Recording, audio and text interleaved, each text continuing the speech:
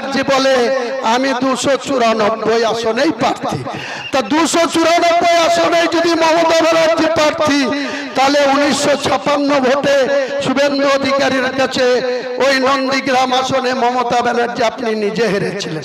তাহলে আপনি নিজে হেরেছিলেন, আর আপনি 294টা আসনে প্রার্থী হোক, নওশাদ সহ আরো 77টা আসনে আপনার পরাজয় হয়েছিল।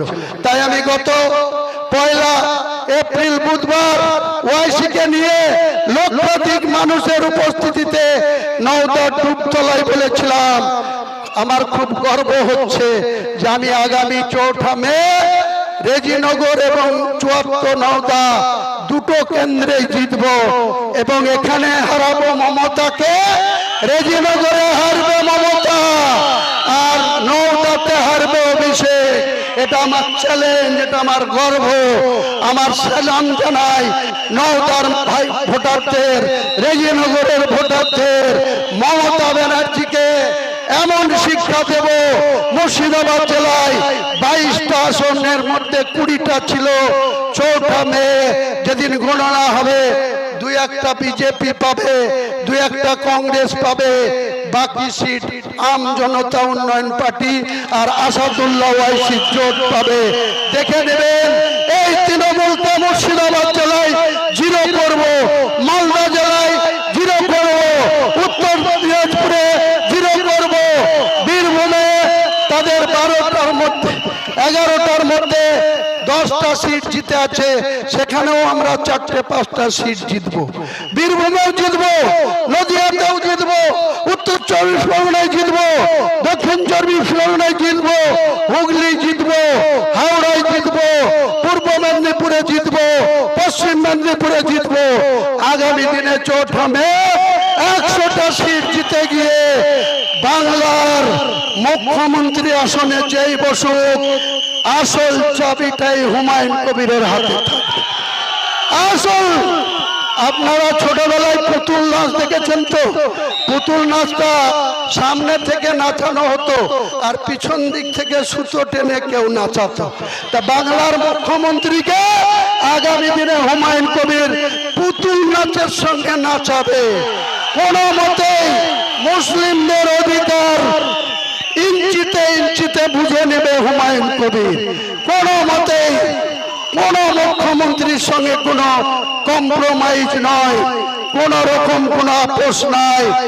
সার্বিক গোটা বাংলার 4 কোটি মুসলমানের অধিকার বুঝে নেবে। আর এখানকার চুনাপুটি তৃণমূলের নেতারা বলছে লক্ষ্মীর ভান্ডার, লক্ষ্মীর ভান্ডার মমতা ব্যানার্জির বাবার টাকায় দিচ্ছ। লক্ষ্মীর ভান্ডার আগামী দিনে আমরা নির্বাচন ইশতেহারে পরিষ্কার জানিয়ে দিয়েছি, আমরা 4 মের পরে নতুন যে সরকার আসবে সেই সরকারের নেতৃত্বে লক্ষ্মী ভান্ডার নামক ওই স্কিমই থাকবে না। আমরা মায়েদের সুবিধা স্কিম চালু করব, সে হিন্দুদেরও মা মুসলমানদেরও মা। সেই মায়েদের সুবিধার নামে যে স্কিম চালু করব, সেটা প্রত্যেক মাসে মাসে এই হিন্দু মারা মুসলমান মারা 3,500 টাকা করে পাবে। আর যে 1,20,000-এর যে ঘর, 1,20,000-এর ঘরের টাকা নিতে গিয়ে তৃণমূলের ক্যাডারদের পঞ্চায়েত সদস্যদের 10,000 20,000 টাকা করে ঘুষ দিতে হয়, ছেলামি দিতে হয়, তুলাবাজি দিতে হয়। আগামী দিনে আপনারা আমাদের ক্ষমতা দিয়ে পাঠান, আমাদেরকে 80,000 ভোটে রেজিনগরে জিতিয়ে পাঠান। আগামী দিনে রেজিনগরের মানুষ, মুর্শিদাবাদের মানুষ, বাংলার মানুষকে সরাসরি আবাসনের যে ঘরের টাকা 2 লাখ টাকা করে সরাসরি অ্যাকাউন্টে করে দেবো। এটা আমার চ্যালেঞ্জ, আমার ঘোষণা, আমার ইলেকশন ইশতেহার, এটা আমরা ডাইরেক্টলি বলেছি। পত্রিকায় এসেছে বিধায়কদের সম্পত্তি বাড়ে, ইনকাম বাড়ে, আমি বিধায়ক হয়ে আমার ইনকাম কমে গেছে। বুঝতে পারছেন, আমি লসে রান করছি। তাহলে বলতে পারেন, অনেকে ভাইজান বলে, অনেকে বিধায়ক বলে, যে যে ভাষায় বলেন, তাহলে আপনি কেন, আপনার স্বার্থটা কি, আপনি লসে রান করছেন কেন? হ্যাঁ, আমার স্বার্থ ওখানেই বিনয় বাদল দীনেশ, আমার স্বার্থ আশফাকুল্লাহ, আমার স্বার্থ ক্ষুদিরাম, আমার স্বার্থ বিরসা মুন্ডা, আমার স্বার্থ ফুরফুরার বীর আবু বকর, আমার স্বার্থ নেতাজি, আমার স্বার্থ গান্ধীজি, আমার স্বার্থ সেই স্বাধীনতা সংগ্রামীরা। তারা নিজের স্বার্থের কথা ভাবেনি, তারা মানুষের জন্য ভেবেছিল, ব্রিটিশ মুক্ত করতে চেয়েছিল। প্রায় 200 বছর ধরে লড়াই করে দেশের জন্য অনেকে জীবন উৎসর্গ করে দেশকে স্বাধীন করেছিল। তারা একবারের জন্য ভাবেনি আমি যদি শহীদ হই তাহলে স্বাধীনতার স্বাদ আমি পাবো না। তাদের কি মনে ছিল দেশকে স্বাধীন করতে হবে, বড়বার ব্রিটিশদের হাত থেকে দেশকে মুক্ত করতে হবে, মানুষকে স্বস্তি নিঃশ্বাস দিতে হবে। তাই আমারও স্বার্থ হচ্ছে যে দ্বিচারিতা, যে নোংরামি, যে হিংসা, যে মারামারি, যে দুর্নীতি, যে সম্প্রীতিকে নষ্টর বাতাবরণ হচ্ছে, এটাকে বন্ধ করতে হবে।